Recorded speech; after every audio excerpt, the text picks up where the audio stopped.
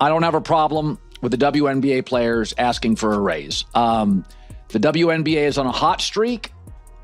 I don't care about the previous 24, 25 years. As an investment, it's starting to pay off. And so this week they wore T-shirts saying, making a statement, you better pay us.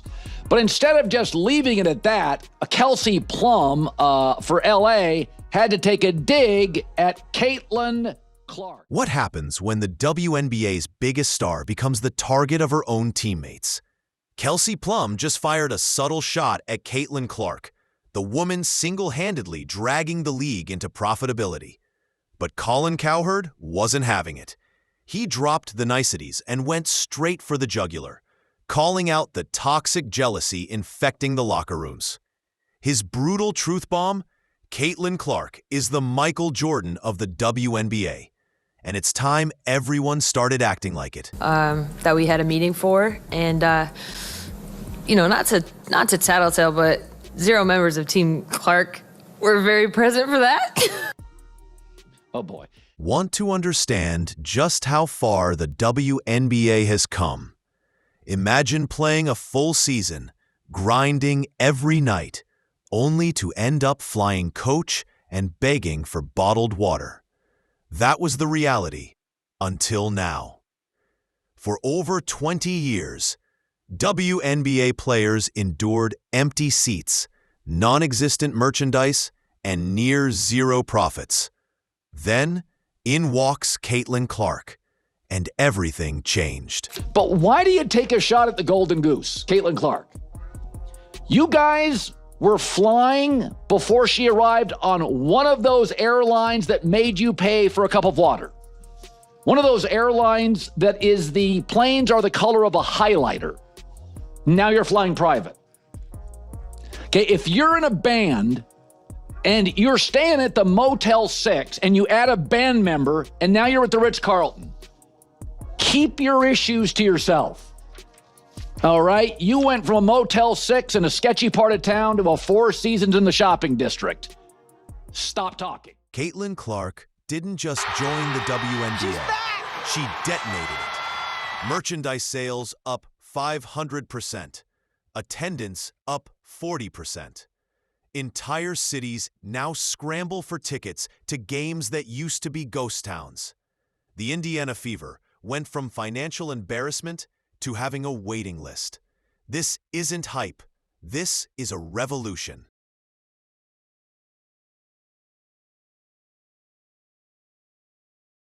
I don't mind the T-shirts. I think you have leverage. I think you deserve more than 9%. But it's just misstep after misstep. It's time to grow up, girls. Fast. Like this is the player that got you off the airline that was bright yellow. Right? She got you an upgrade to a better hotel as a band member. And here's where it gets ridiculous.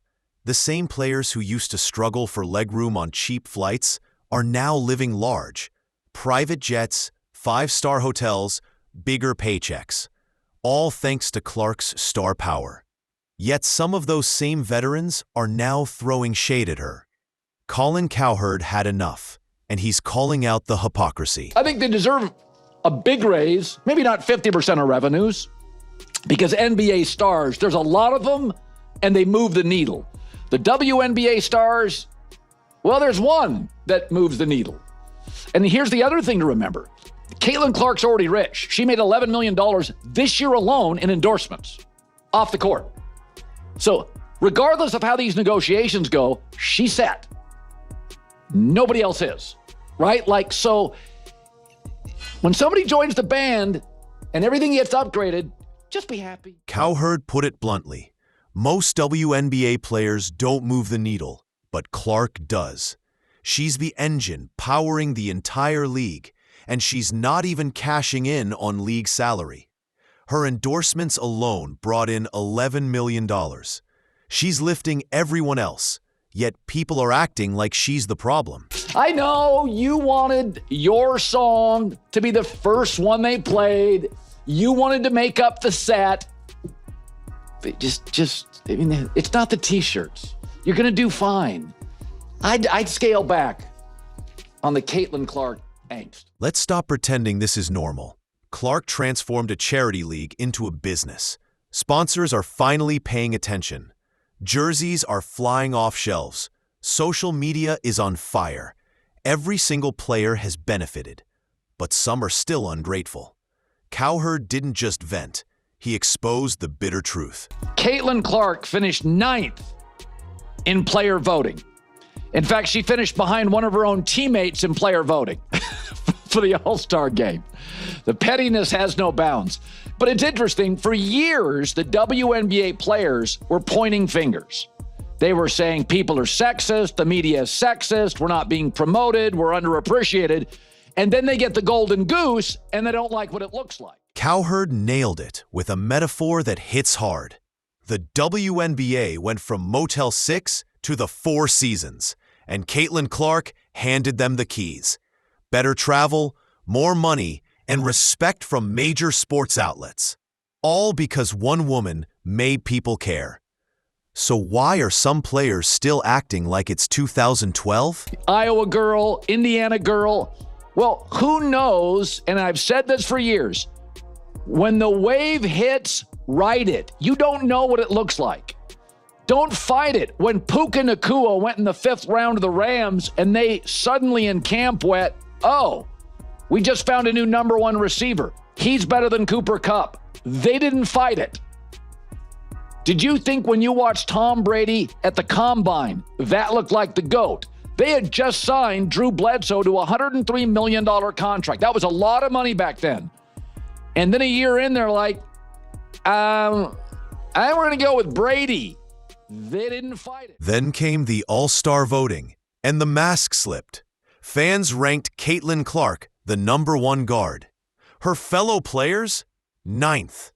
9th. The same players reaping the rewards of her success just shoved her to the bottom out of pure pettiness. You know, there's obviously a racial component here. The WNBA players, they just don't like what the wave looks like.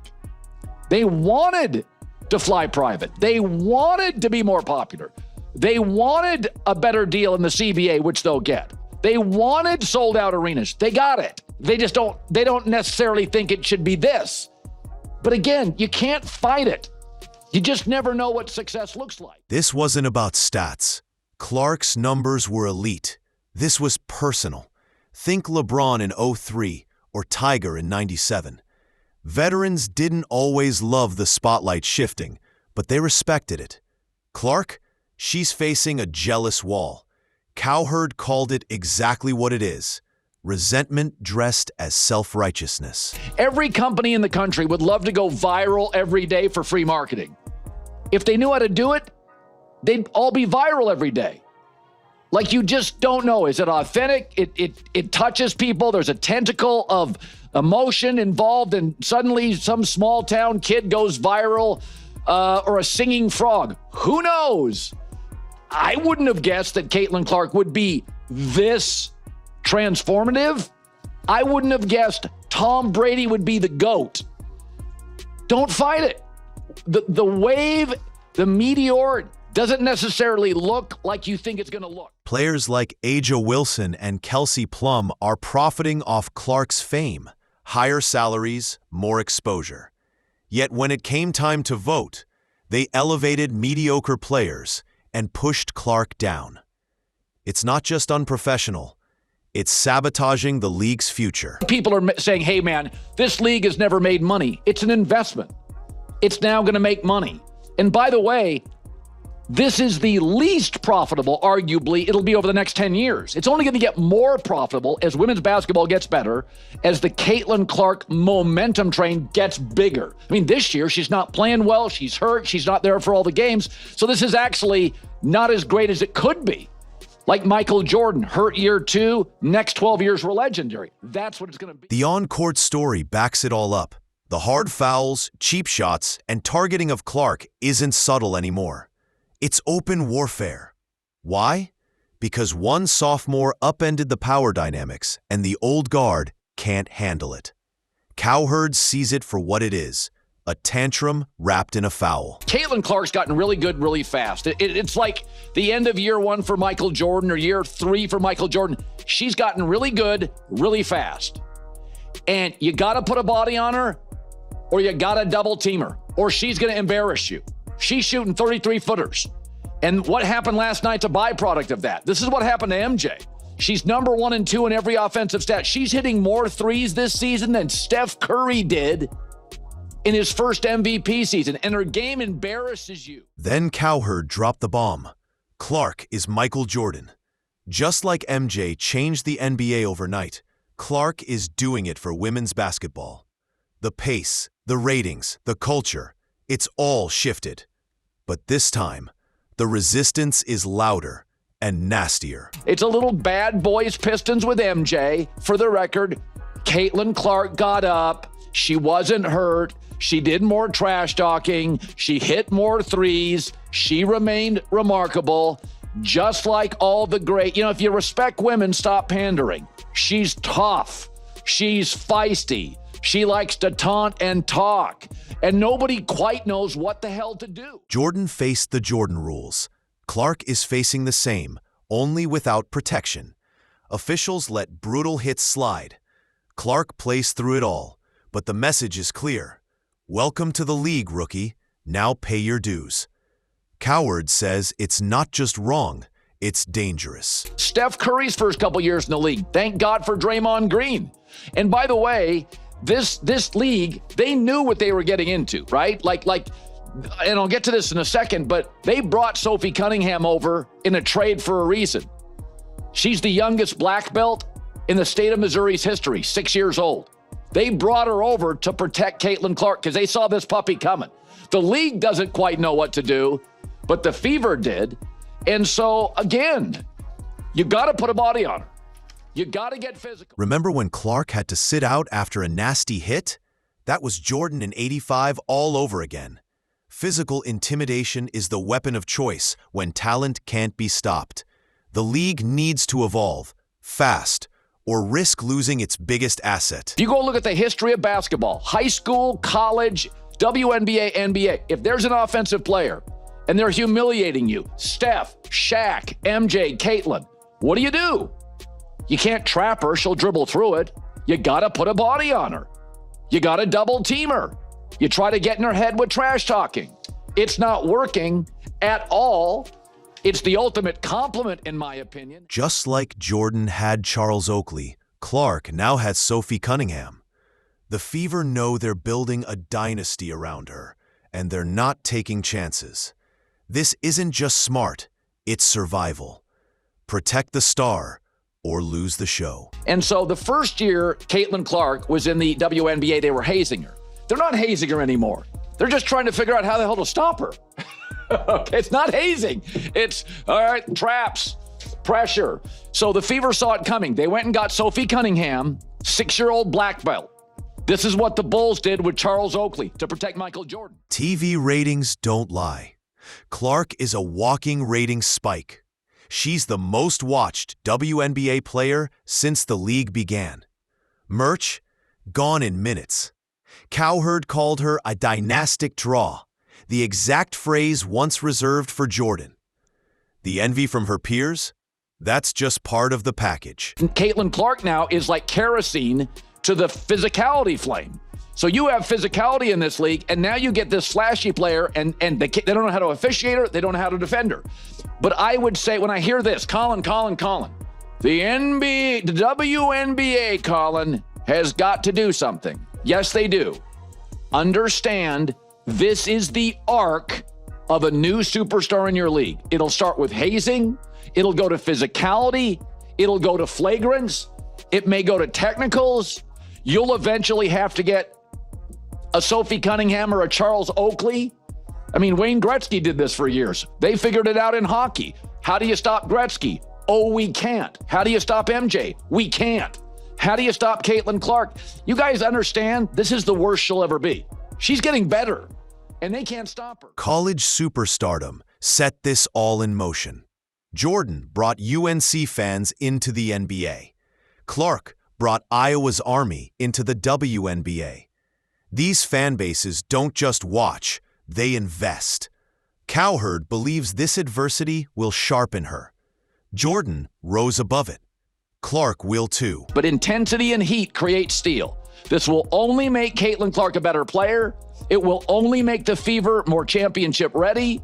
And the Indiana fans, good for you. You're going to have the great watch of the next 15 years because they're never trading her. She's the Steph Curry. They're never trading her. Cowherd's final take? The WNBA belongs to Caitlin Clark now. The veterans can embrace the momentum or be left in the dust.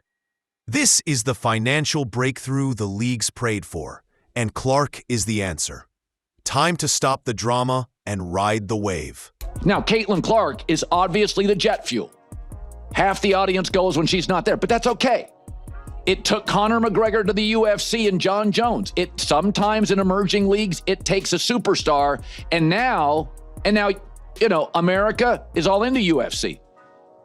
But it does take sometimes these special athletes. And it can get really, really bumpy. Look at every major sports league. Those who welcomed generational stars thrived. Those who didn't faded fast. That's why players like Lexi Hull, Aaliyah Boston, and Kelsey Mitchell are smart. They're riding the wave, building chemistry, and securing their futures. They're part of the solution, not the problem. What if this infighting continues? The league fractures. One half riding Clark's momentum, the other clinging to ego. Cowherd said it best. Caitlin Clark is the WNBA's future. The numbers prove it. The fans prove it. The revenue proves it. Keep fighting her, and you're fighting your own paycheck. Embrace the goose or lose the golden eggs. Comment Golden Goose if you support the future. Like, subscribe, and tap the bell so you never miss a beat. The transformation is here, whether they like it or not.